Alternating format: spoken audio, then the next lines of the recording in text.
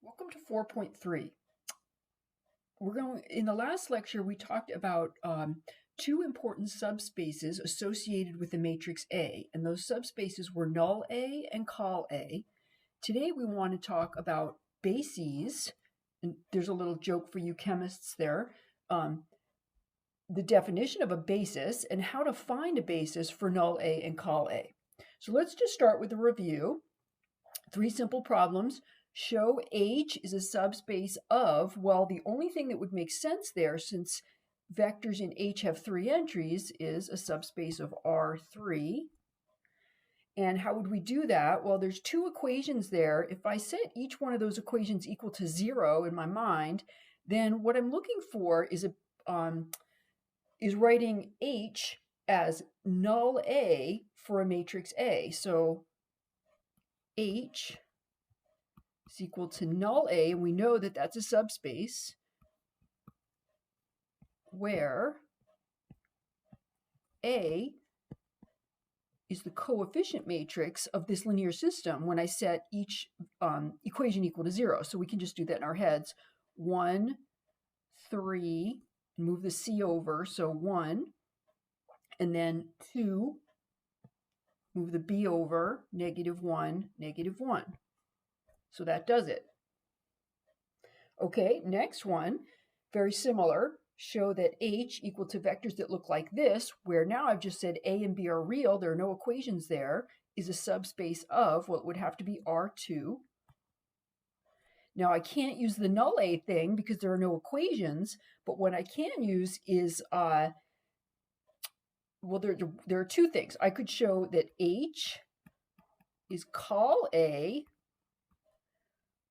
where A is equal to the matrix with columns 2, 0, and -1, 3. Because those two vectors span the space of vectors that look like this. And I think, so that's one solution. I think the more natural solution, which we also looked at, is just saying H equals the span of the set of two vectors 2, 0, comma, -1, 3, because you can write vectors that look like this, 2a minus b, 3b, as a times 2, 0 plus b times -1, 3. So those two vectors span the space. Okay, and finally, but I wanted to do the call A thing there just to bring up call A.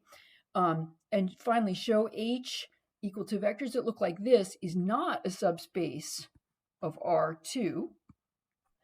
So when we want to show something's not a subspace, we want to show that one of the subspace rules is violated. Now, the 0 vector is in H, so we can't use that. That's low-hanging fruit. However, looking at this, okay, A has to be greater than or equal to 0. I'm thinking the quickest way to show that H is not a subspace is to pick a vector in H. For example, 2, 1 is in H. Excuse me. 2, 1 is in H. But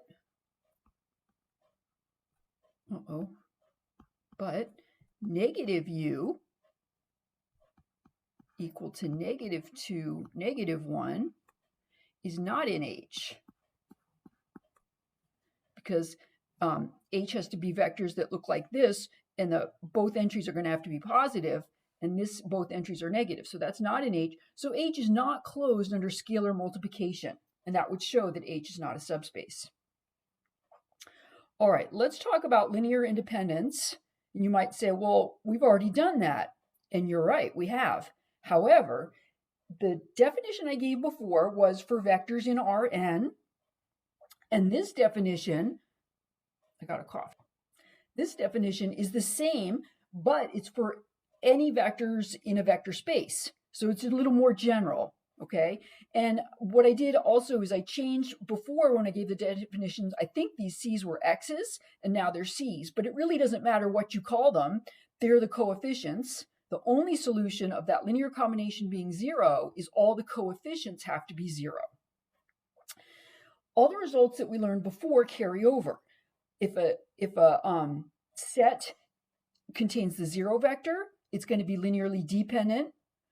A set of 2 vectors is linearly dependent if and only if one vector is a multiple of the other.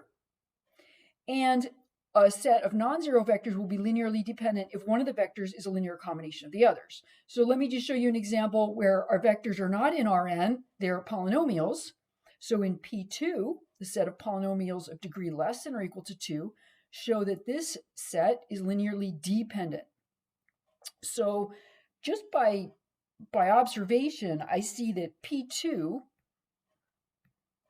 can be written as negative P1 minus 2P3. So a dependence relation is an equation set equal to 0 where not all the coefficients of the vectors are 0. So I can do that very easily. Let's just move everything to one side. P1 plus P2 plus 2P3 is equal to 0. That's a dependence relation, and it shows the vectors are not linearly independent because P2 is a linear combination of P1 and P3. Okay, here's another easy one. In M22, which is the set of all 2 by 2 matrices, show this set is linearly dependent. So if I call this vector U and this vector V, and yes, the vectors are matrices in this case, then I can see that V is twice U. So I have a linearly dependent set because I have 2 vectors and one is a multiple of the other.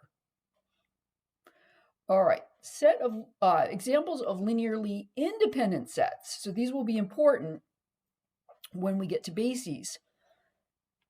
In the set of 2 by 2 matrices, this set of 4 matrices is linearly independent. And notice that each matrix has all zeros except a 1, and the 1 moves around in position.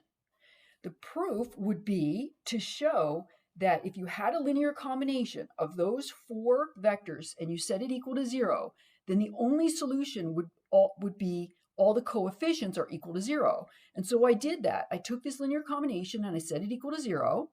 And then if we simplify this side, meaning we distribute the C1, the C2, C3, C4, and then add those 4 matrices, what you get is this. And so if you simplify that equation, you have this matrix equal to this matrix, and the only solution of that is all the C's are equal to 0. And so that's the proof. It's that easy. In Pn, the set of polynomials going up to degree n, so 1t, t squared to tn, is linearly independent. I'm not going to prove that during this lecture. I put a proof at the end. It's not that important, but it is important that you know this result. This is a linearly independent set. If I took a linear combination of those polynomials and I set it equal to 0, the only solution would be all the coefficients are equal to 0. All right, so now, definition of basis. If you have a set of vectors in a vector space, they form a basis if the set spans the vector space and the set is linearly independent. So you do have to know this definition.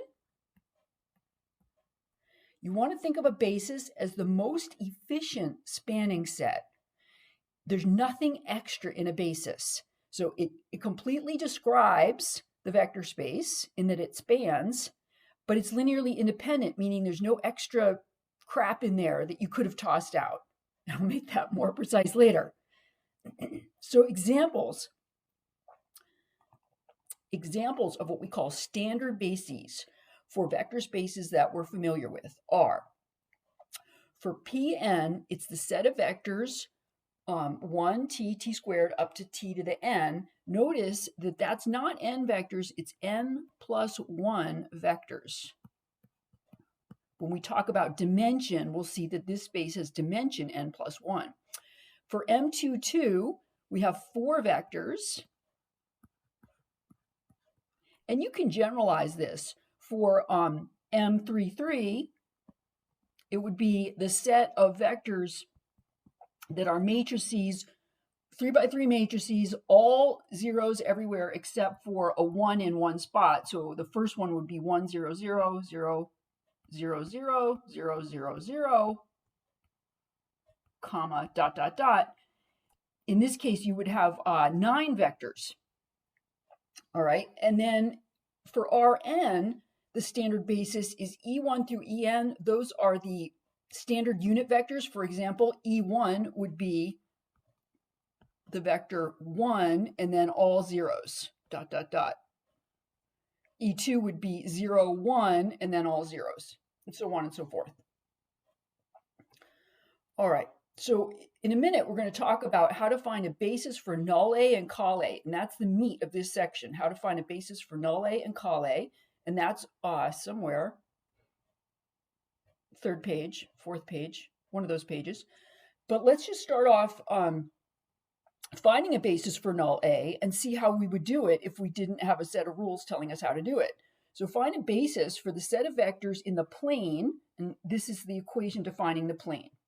So think of that as a linear system. In matrix form, that linear system would be the coefficient matrix times this vector equals 0. So it's pretty simple. What we want to do is find a basis for null A, and A is the coefficient matrix. So how do we do that? Well, we want to find a set of spanning vectors. So we're going to reduce,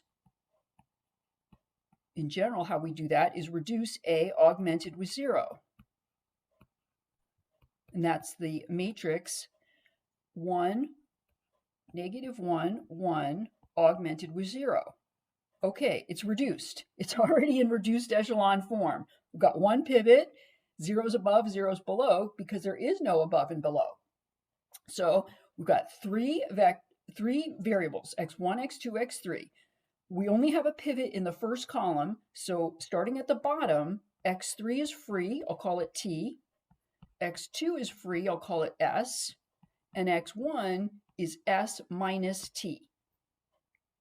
So vectors in the solution for null A, well, AX equals 0, vectors look like S times 1, 1, 0 plus T times negative 1, 0, 1. All right. But we want a basis for null A. So vectors in null A look like this. So those vectors are spanned by this set. So I'm going to write basis for null A equal to. And I'm going to write down the two spanning vectors. 1, 1, 0. So take off the S and the T and take off the plus sign, comma, negative 1, 0, 1. Okay, now how do I know that's a basis? Well, a couple of reasons. One, it spans null A. These vectors span null A. Two, they're linearly independent. I have a set of two vectors. One is not a multiple of the other. But we also saw in the last lecture that when we find a spanning set for null A, the vectors in that spanning set are automatically going to be linearly independent.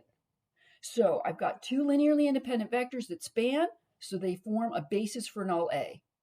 Now, a couple of comments here about notation. Bases are sets. So bases always go in squiggly brackets because they're sets, and that's set notation. So you need those squiggly brackets. You don't want to write bases and leave those off. Another thing you don't want to leave off, and I see this a lot, is just sometimes people don't want to write basis for, and they just write null A equals that. Well, that's wrong, because this is a set with two vectors in it. Null A has infinitely many vectors in it.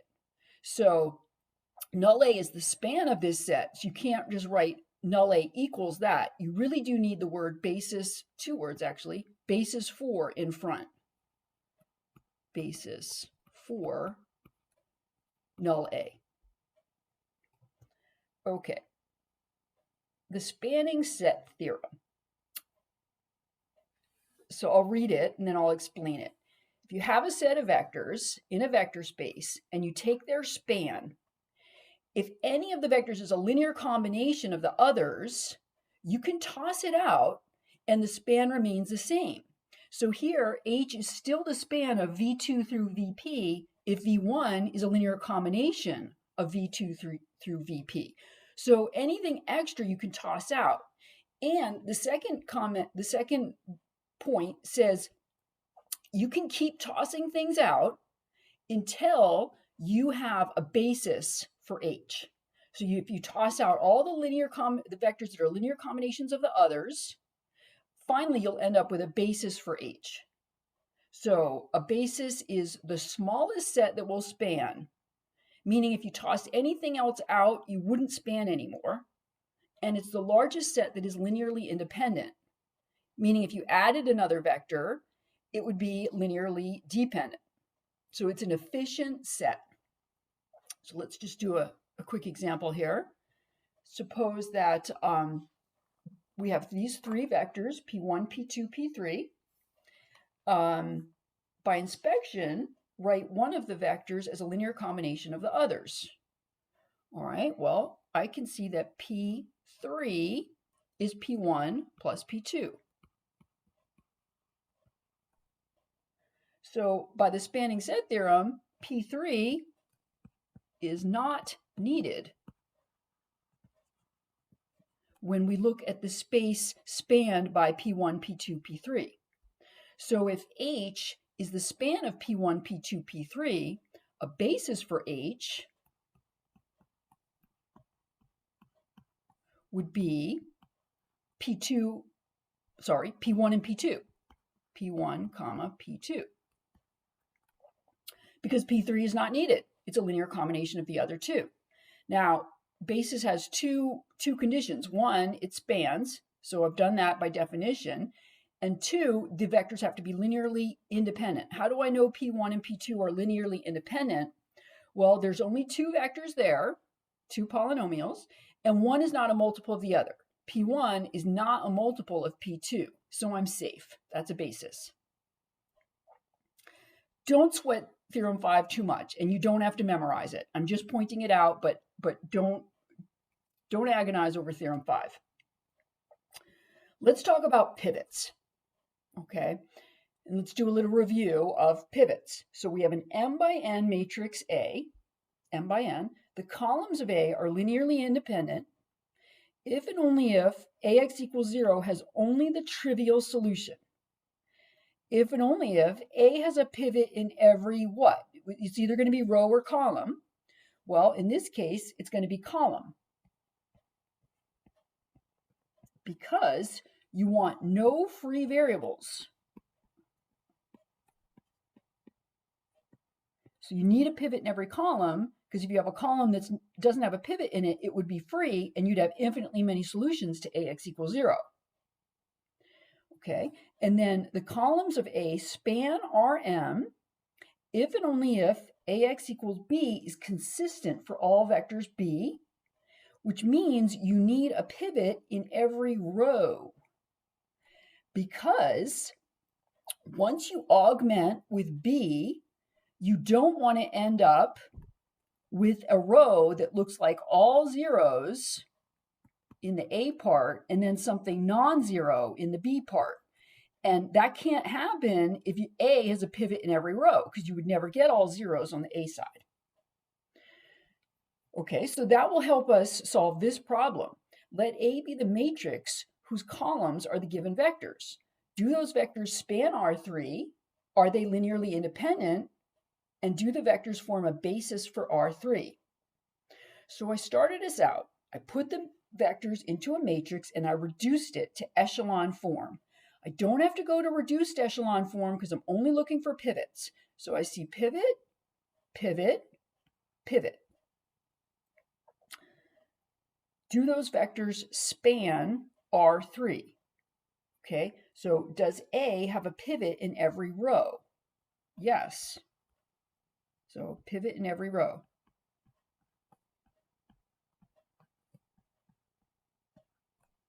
Are they linearly independent?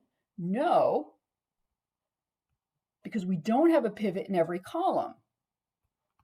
Col 3 has no pivot. So do those vectors, those 4 vectors, form a basis for R3? The answer is no, because although they span, they're not linearly independent. So we would need both A and B to be true to say C is true. All right. So now the real important part, how to find a basis for null A and col A. So we already really know how to find a basis for null A, but I'm going to make it concrete. You're going to solve AX equals 0. And the vectors that span will form a basis. Use the vectors that span the solution. So back up here, here we were finding a basis for null A, and so I solved AX equals 0. I found the solutions were spanned by these 2 vectors, and so those are the vectors I popped into my basis. Okay, so we've already done an example of that. To find a basis for col A, you're going to reduce A to any echelon form B. You're going to look for the pivot columns of B, but you're not going to use those vectors. You're going to use the vectors from A that correspond to the pivot columns of B. All right, so you have to go back and use vectors from A. And the reason is, when you do row operations on a matrix, you're changing the column space. You're changing column space, and I have an example at the very end if you want to see that.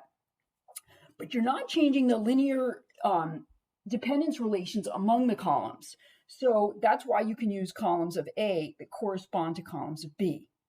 So let's do an example. Let's do 2 examples, actually. Assume A is row equivalent to B. Find a basis for null A and a basis for col A. So let's do col A first.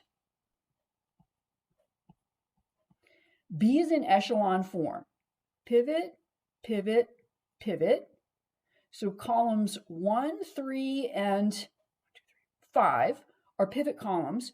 So for col A, basis for col A, I want to use columns 1, 3, and 5 from A. Okay, I can't use them from B. So I just write down 1, 2, 1, 3. Column 3 is -5, -5, 0, -5. And then the last column is -3, 2, 5, -2. It's that easy. For null A, I can solve Bx equals 0. Because B is already a reduced echelon form of A. So I'm going to solve Bx equals 0, and that will give me a solution to Ax equals 0. Now, I could literally augment B with zeros and then write down the solution, or I could just do it mentally. So imagine you're going to augment B with a column of zeros. So I did more than imagine it, I did it, but it's kind of sloppy because there's a bar there, but so just do it in your head. I'm going to erase that because I can't stand bad notation. Imagine doing that. And so 1, 2, 3, 4, 5. There are 5 variables. We're going to start at the bottom. X5, if you read that bar as an equal sign and imagine zeros over here, this would say X5 is 0. X4, that's free. Let's call it T. X3, I got to write small because I got to fit them all in here. X3 is 7/5 T. X2 is free. I'll call it S. And finally, X1 is -2S minus 4T. Now, I don't really have to go through X bar equals S times this vector plus T times that vector. If I want to write down a basis for null A, I can just go ahead and do it. Okay, so imagine doing the part in your head where you write this in parametric vector form. You'd have an S vector and a T vector. And the S vector and T vector are going to go in here without the S and without the T. So that's going to be my S vector will be -2, 1, 0, 0, 0.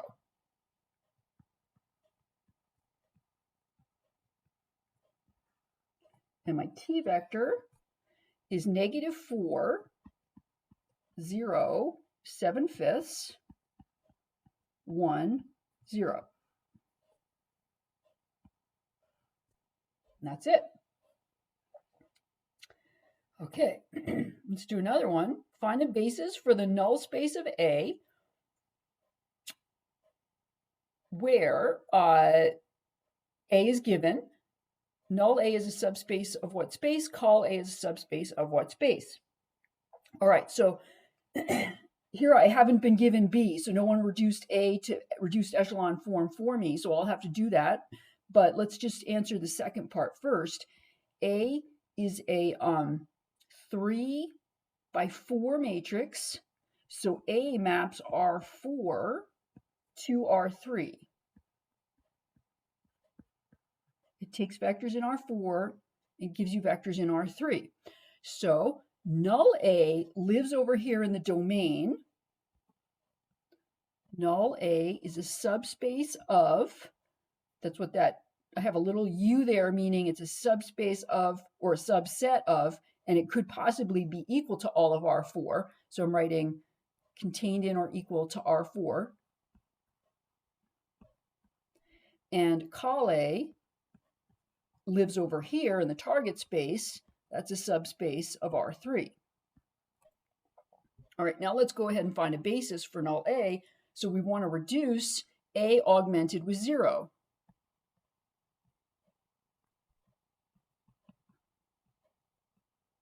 Okay, so that's equal to the matrix. This shouldn't take long. 1, 1, 1, 2, -3, -3, -3, -5, and then all zeros.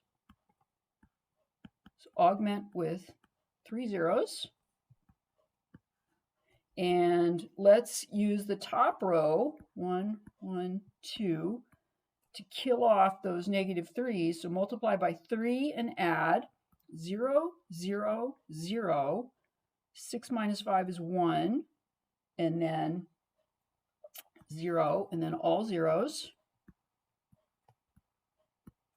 Okay, we're almost in reduced echelon.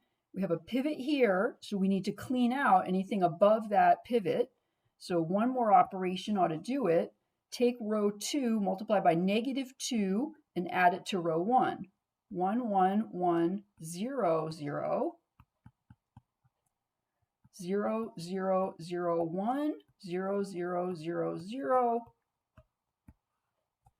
And there we go. All right, so there's 1, 2, 3, 4 variables. Start at the bottom. X4 is 0.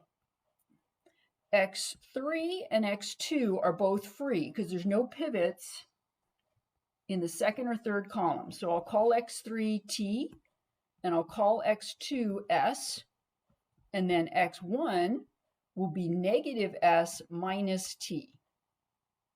So jump right to the basis. Basis null A is equal to squiggly brackets. The S vector is -1, 1, 0, 0. And my T vector is -1, 0, 1, 0. And that's it. All right, so got some practice problems for you here. The first one, we did one like this. You're going to put these vectors into a matrix, reduce it to look for pivots, and then you're going to use pivots to answer these 3 questions. Okay, the next one, give you 4 vectors, find a basis for the space spanned by those vectors. You're going to put those vectors into a matrix, reduce it, and find a basis for call A, where A is that matrix. And the last one is the one just like the one we just did, well, we did above, I give you a matrix A and I say, okay, imagine that that's row equivalent. I think it is, but trust me on that one. A is row equivalent to B. Use that fact to find a basis for null A and a basis for call A.